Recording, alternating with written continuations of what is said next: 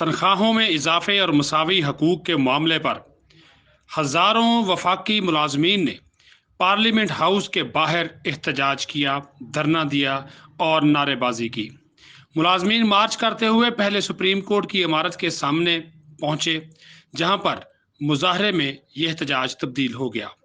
एहतजाज के खात्मे के लिए ज़िली इंतज़ामिया और मुलाजमीन के मज़ाकरात भी नाकाम हुए। बाद अज़ां खैबर पख्तूनख्वा से आने वाले मुलाजमीन भी वफाकी सरकारी मुलाजमीन के साथ शामिल हो गए और पार्लियामेंट हाउस के बाहर शदीद एहतजाज और अपने हकूक़ के लिए नारेबाजी की। इस दौरान वफाकी काबीना का इजलास भी वज़ीर आज़म इमरान खान की ज़ेर सदारत वज़ीर आज़म सेक्रेटेरिएट के अंदर जारी था, ताहम कोई भी वफाकी वज़ीर उनकी बात सुनने नहीं आया। तमाम वफाकी वजारतों, महकमों और डिवीज़नों के मुलाजमीन ने आज के एहतजाज में शिरकत की। पुलिस की भारी नफरी तैनात की गई थी ताकि इनको पार्लियामेंट हाउस और सुप्रीम कोर्ट जाने से रोका जा सके, लेकिन मुज़ाकरात नाकाम होने के बाद मुलाजमीन हज़ारों की तादाद में नारेबाजी करते हुए पार्लियामेंट हाउस और सुप्रीम कोर्ट के बाहर पहुंच गए। पुलिस ने रुकावटें लगाकर मुताद्दिद रास्ते बंद किए, लेकिन इसके बावजूद मुलाजमीन की एक बड़ी तादाद इस मुजाहरे में शामिल थी।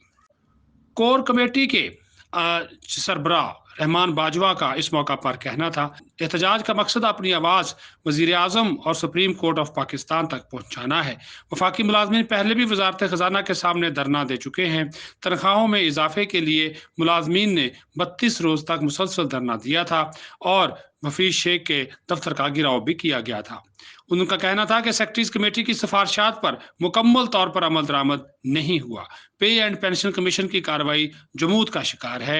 सरकारी मुलाजमीन बेचैन हैं और हुकूमत से अपना हक लेकर रहेंगे, और अगर उनके मुतालबात तस्लीम नहीं किए जाते तो एहतजाज का दायरा कार वसी हो जाएगा, धरना भी दिया जाएगा और इसके साथ साथ इस एहतजाजी मुजाहरे को वुसअत भी दी जाएगी और ये रोज़ाना की बुनियाद पर हुआ करेगा।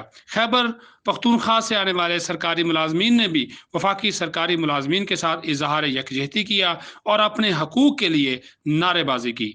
ऑनलाइन डिजिटल टीवी के लिए सदीक साजिद, इस्लामाबाद।